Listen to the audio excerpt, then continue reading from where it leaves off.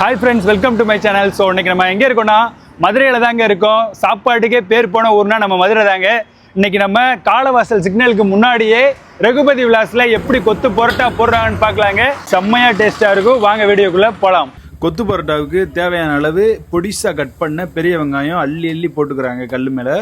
போட்டதுக்கப்புறமா கொஞ்சமாக உப்பு போடுறாங்க. உப்பு போட்டதுக்கப்புறமா நம்ம வந்துட்டு கருவேப்பிலை இலை வந்துட்டு போட்டுக்கிறாங்க. போட்டுட்டு இதை நல்லா வந்துட்டு அந்த வெங்காயத்தை வந்துட்டு வேக வைக்கிறாங்க. வேக வச்சதுக்கு அப்புறமா தான் நம்ம தக்காளி போட்டு நல்லா கிண்டி விட்டுறாங்க.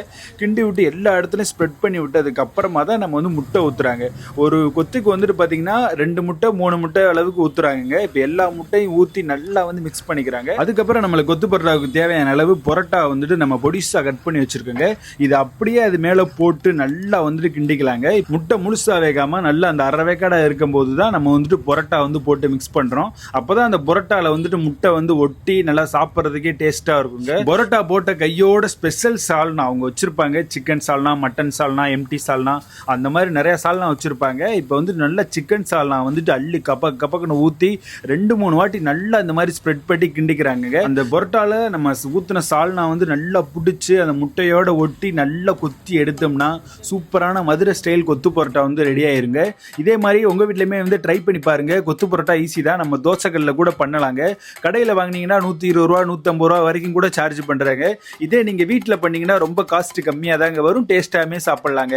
இந்த மாதிரி ஒரு மியூசிக்காக கொத்தி எடுத்தோம்னா சூப்பரான மதுரை ஸ்டைலில் கொத்து பரோட்டா வந்து ரெடி ஆயிருங்க. மறக்காம நம்ம சேனலை லைக் பண்ணி ஷேர் பண்ணி சப்ஸ்கிரைப் பண்ணுங்க. ஃபர்ஸ்ட் டைம் பார்க்குறீங்கன்னா மறக்காம ஃபாலோ பண்ணிக்கங்க. கமெண்ட் பண்ணிட்டு போங்க. இந்த கொத்து பரோட்டா பற்றி நீங்கள் என்ன நினைக்கிறீங்கன்னு சொல்லிட்டு கமெண்ட்ல வந்து சொல்லுங்க. இப்போ கொத்து நல்லா கொத்தி எடுத்ததுக்கு அப்புறமா ரெடி ஆயிருச்சுங்க. அவ்வளோதாங்க, நம்ம சாப்பிடவும் ரெடி ஆயிருச்சு. இப்போ வந்துட்டு பெப்பர் தூள் வந்து லைட்டாக தூவிட்டு ஒரு கிண்டி விட்டுக்குங்க. கிண்டி விட்டதுக்கு அப்புறமா இதை அள்ளி பிளேட்டில் போட்டுருவாங்க. சாப்பிட்டா செம்ம டேஸ்ட்டாக இருந்துச்சுங்க. இப்போ அவங்க கொடுக்குற அந்த சால்னா வெரைட்டி தாங்க மதுரையிலேயே டேஸ்ட்டே கொடுக்கும். இது மேலே நம்ம அந்த சால்னா ஊற்றி சாப்பிடும்போது எப்பா அப்படி ஒரு டேஸ்ட்டுங்க. நீங்கள் மதுரை சைடு வந்தீங்கன்னா கண்டிப்பாக ரகுபதி விலாஸ்க்கு வந்து ட்ரை பண்ணி பாருங்கள் மக்களே.